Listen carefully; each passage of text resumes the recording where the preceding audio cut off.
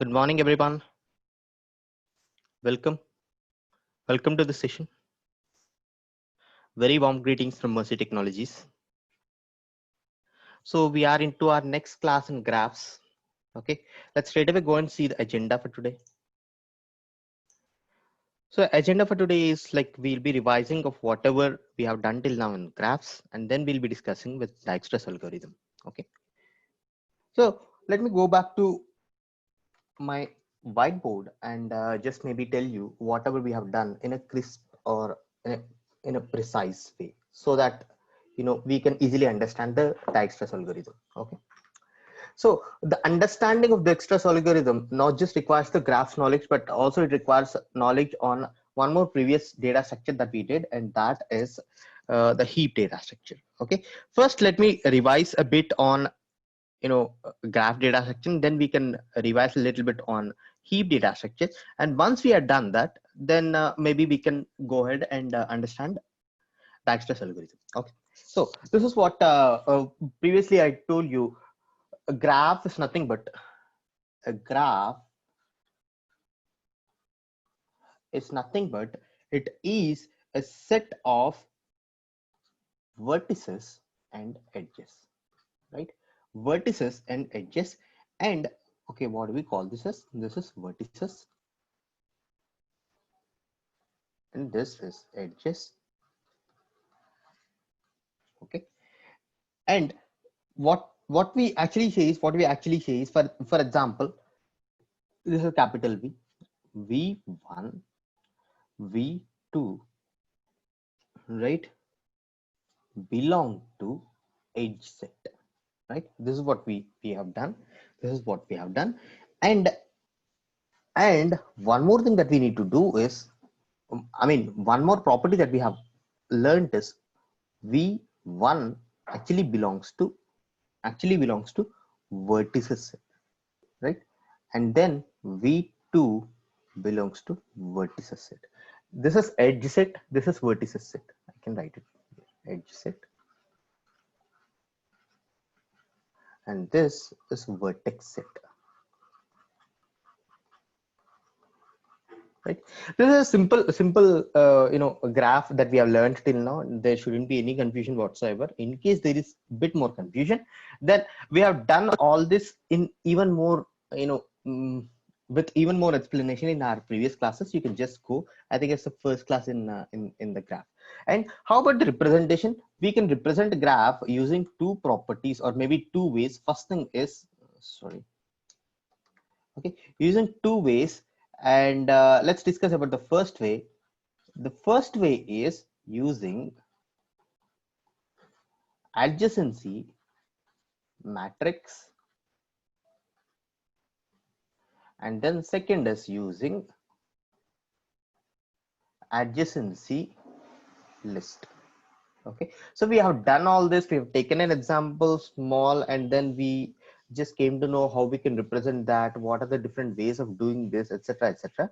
Everything has been discussed, along with a lot more examples, right? The same thing, maybe in case you're in case you're coming to this class before listening to the previous class, then maybe I advise you to go back to the previous class, listen that first, and then you come back to this class. Okay, so now that is the first class in our graph data structure, right? So now there is a graph. How do you represent that? We can represent that using adjacency matrix or adjacency list.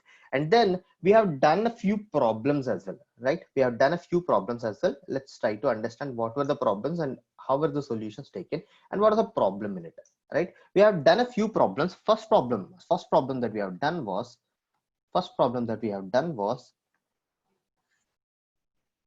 BFS, and then we have done DFS, and then we have done single source shortest path, right? Single source shortest path. For all this, we have written the code as well, and then pseudocode also has been discussed with you. Okay, so everything was done. We discussed about the time and space complexity, etc., etc. Let me show that to you directly, right? What was that? So this was our what do you call it, DFS. So DFS for this and BFS for this. So what is the pseudocode for DFS? What do we do is we take a queue, we enqueue that with the initial node, and then we actually set all the nodes to not visited, or maybe I can say we have taken a Boolean array, and finally we have set, or initially we have set that it is not visited for every of the vertex that is there in it, and then we enqueue the first or initial node while queue is not empty. What we try to do is we try to do this, we dequeue that first, and to all the adjacent elements or adjacent nodes to X, we mark that as true, and if it is not visited, by the way, and then for every edge X comma Y, if Y has not been visited, then you enqueue Y. That's it. So this is the only thing that we have done, right? And we were able to see the output after running the code as well. It was shared to you previously, and now this is my graph, and this is the code for you. And finally there is one more thing, which is DFS, right? DFS is nothing but depth first. So the only difference that you make out over here is like you use a stack instead of a queue, right? I have written that program using recursion. I have given you a homework of write it using my stack, right? It's good if you could have done that, right? That's okay because I know people are not having time. That's what I got the feedback from others. But make sure while you're revising, or maybe when you're seeing this for the second time, you should be in a position to actually write the code for uh, code for stack. And in case you do not, or you are not able to do that, then you can always ping me. I'll be giving you the code, but I'm not providing the same in the notes. Okay, so then a single source shortest path, this is what a small example that we have taken, and this is what we have done, right? This is the code that we saw previously. Now let's say we have the following example. Okay, let's say we have the following example. What is that example? Our example is looking something like this. Just a second, right? Our example is something looking like this. So what is that? 0, or maybe I can say A, B, right?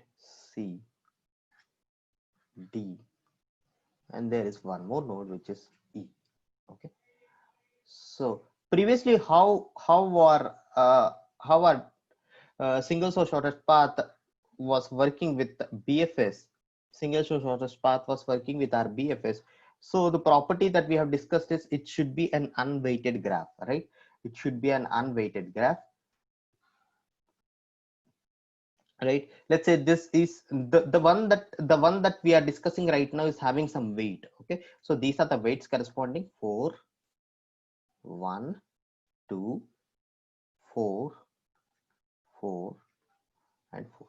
So this is a simple graph case. If we try to write, or if we try to run the single source shortest path problem, then since B is already visited, after it comes to C, we will not be visiting B. So that's why there is a path from A to B with 4 as the value, but actually we can come from A to C and C to B with 3 as the value. But our single source shortest path will fail because it doesn't consider the weights at all. It only considers if that has already been visited or not, and this shouldn't be the actual criteria also. Okay, so that's why whenever we have a weighted graph, something like this, if you try to run the single shortest path algorithm over here, or maybe BFS algorithm over here, and it will fail, right? So that's why there is this one more algorithm which came into picture, and that is called as a Dijkstra's algorithm, right? It is called as a Dijkstra's algorithm. So what is Dijkstra's algorithm saying, guys? Dijkstra's algorithm saying nothing but whenever you have a weighted graph, okay, you run my algorithm, then you should be getting the shortest path as possible. For example, A to B, it shouldn't be 4, but A to B, it should be 3, right? It should be 3. And A to E, it should not be 4 plus 4 is 8. No, A to E should be 1 plus 2 plus 4, uh, which should ideally be 4, 5, 6, 7. Yeah, it is 7. Okay, 5, 6, 7. Yeah. So this is the way that we can actually, perform. But let me write the pseudocode for you, right? Let me write the pseudo code for you, and then we can run the code actually. Okay. So this is how our Dijkstra's algorithm looks like. Okay. So there shouldn't be any confusion whatsoever in Dijkstra's algorithm. Generally, people uh, tend to think that it's a harder algorithm, or maybe it's hard to understand or something like that. The only difference is, like, since you're single source shortest path, which means the BFS is failing for a weighted graph, we try to formulate it in such a way that it starts passing for the weighted graph, and that's it. And Dijkstra is the one, is a scientist who formulated this algorithm, and then this algorithm was is named against his name. Okay, under his name, maybe I can say that. Let's see the algorithm. Okay, first, what is the first one that I'm trying to do? Create a distance array. Create a distance array. Then what do you initialize with? Initialize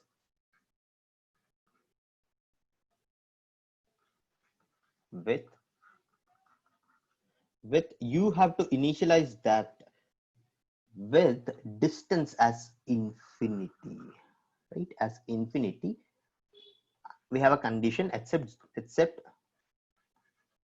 source, right? So this is the first step. What is the second step? What is the second step? We have taken a distance array previously.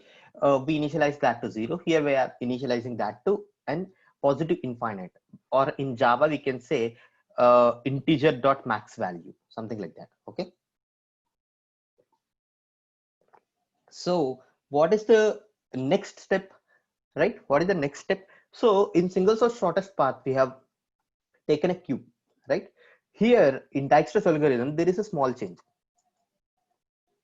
What is that small change? In next step, instead of taking a queue, you take a priority queue.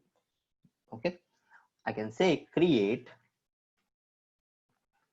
a priority queue, or I can say min heap. Okay, so in our previous discussion on min heap, I told you that it is already been implemented using a priority queue concept in Java, right? Or we have even discussed on how do we actually create a min heap, right? That also was discussed previously, but here I do not want dive deep again there. In case you missed it, then you can go to the previous class and you can understand what a priority queue is, or what a min heap is, or what a heap data structure is. Okay, so we create a priority queue, which means actually we are creating a min heap, right? We are actually creating a min heap and insert all the vertices with priority as the distances, and insert all vertices with priority as distances, right? This is our second step. And with the with the third step, I think we are almost done with the Dijkstra's algorithm. Let's see what is the third step. This finally, this is also, I told you, is in resemblance with SSSP. Okay, so what is the next step? Next step would be something like this, right? Listen carefully, guys. Right, there is a little bit of difference between the one that we have done already till now, until and the one that we are writing now, right? What is that? While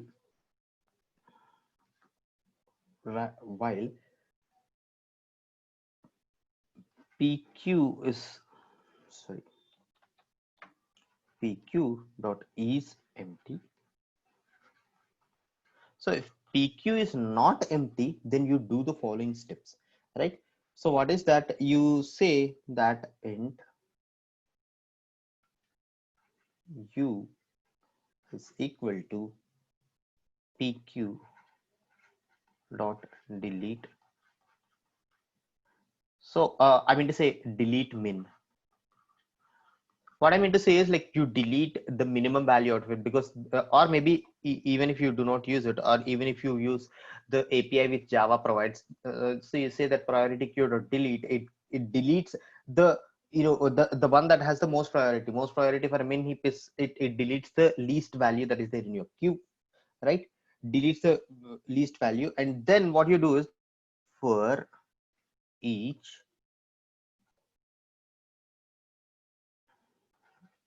adjacent vertex v in u, you do the following thing, right? Only thing that you do is you compare, for example, a to b is 4, and then a to c is 1 and c to b is 2. So what you can compare is you can do the following comparison, guys. This shouldn't be any problem over here. The following should be the comparison. If sorry if distance of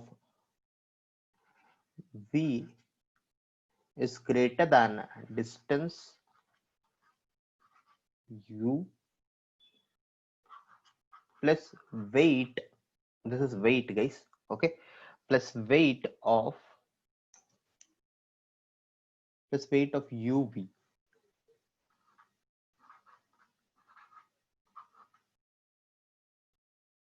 If this is the case, then the distance is more, then the distance of v should be changed, right? Distance of v is equal to distance of u plus weight of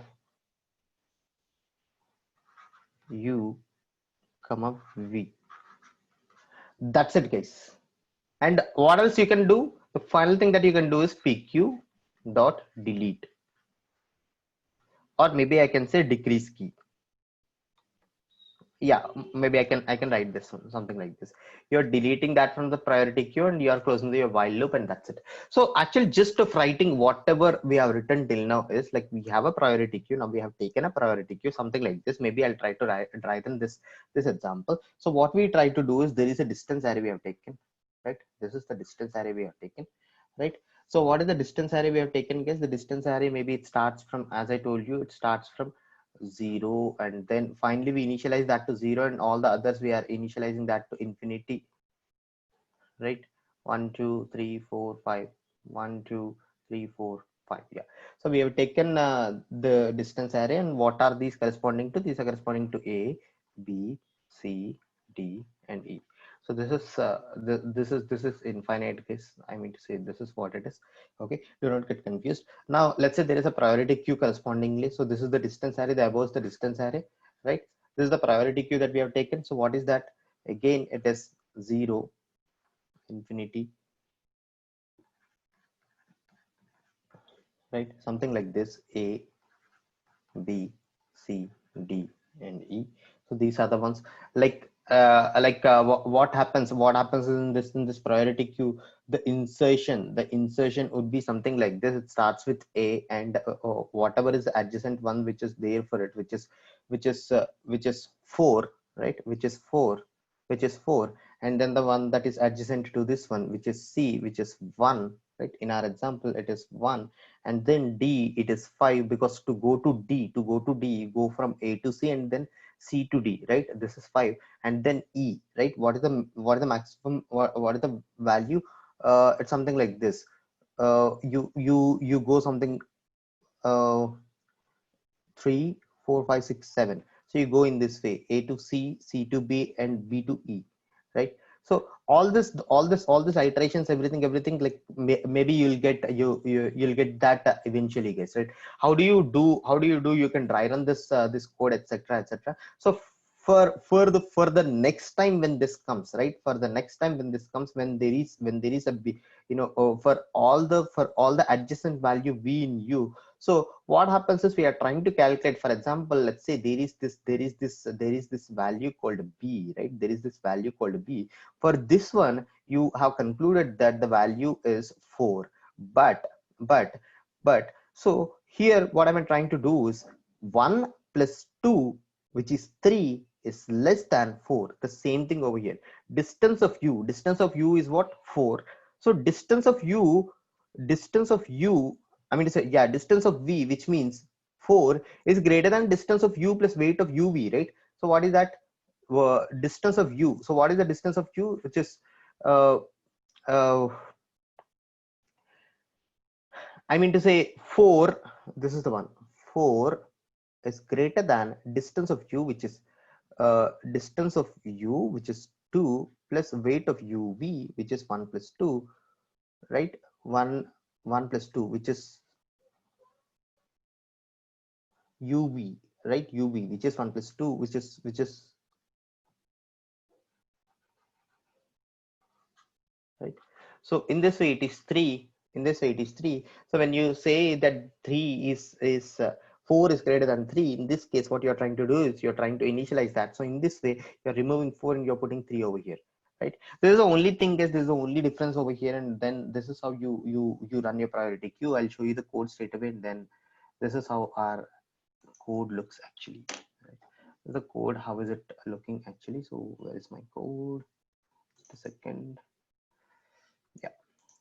So previously our graph that we have written as part of our coding was it was just a simple graph and there was no weight to that. But here what I did is I've taken something called a model which is like my weighted graph, and after I've taken the weighted graph, I'm trying to do solve this Dijkstra's algorithm using an adjacency list, right? So I have a linked list, and this is how it is, and then we have taken a graph node as well. So what is the graph node having, guys? The graph node has source, destination, and then the weight, right? Previously in our previous example this was not there. Now we have introduced one more thing, which is weight. The same thing over here, and then I've written a model which is my weighted graph. Okay, now I'll show you the Dijkstra's implementation. So what is the implementation? There is no confusion whatsoever. There's a graph that you get as an input, and then you get a source, right? Then you get a source. So this is how you have taken a priority queue, and this is how you're taken a distance array. Now let's see pq dot add of something like this. So when you try to do something like this, so this is what you are saying. The first one that you're trying to do is you're trying to pull out from priority queue, you're printing that, and you're trying to take an iterator as we saw in the pseudo code. And we have this while, which means it has some adjacency list. Then what you try to do is then you try to get the graph node, right? And you try to calculate the distance of source and the current dot get weight. And after calculating all this, in case you find this current dot destination get destination is greater, which means of this array index is greater, then finally you're saying that you are initializing that over here in line number 23, and finally you are trying to add it to the priority queue, and this is how it is, right? This is how it is. And we can even run the code, guys. 237 is uh, i think I think I have taken a different example over here. Let's see. So this was the example that was taken, guys. So yeah, right, this was the example that was taken, right? This was the example that was taken. For example, let's say 0 to 2 and 2 to 1. So how it should be? It shouldn't be 5, but it should be 2 plus 1, which is 3, right? The 5 shouldn't be the one, but 3 should be the one. So this example has been taken over here, and maybe I'll try to run this code for you and show you if this works or not. Just a second.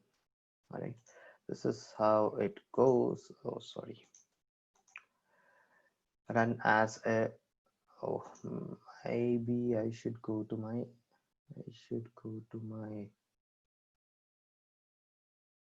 yeah, this is how we can run. This is a public class. Yes, I'll try to run this one. Java application, correct. Right. So this is how our example or the output would be. Following would be the shortest path using Dijkstra's algorithm. So what is the shortest path, guys? Right, the shortest path. This is the traversal that we have taken. Then the shortest path is 0324.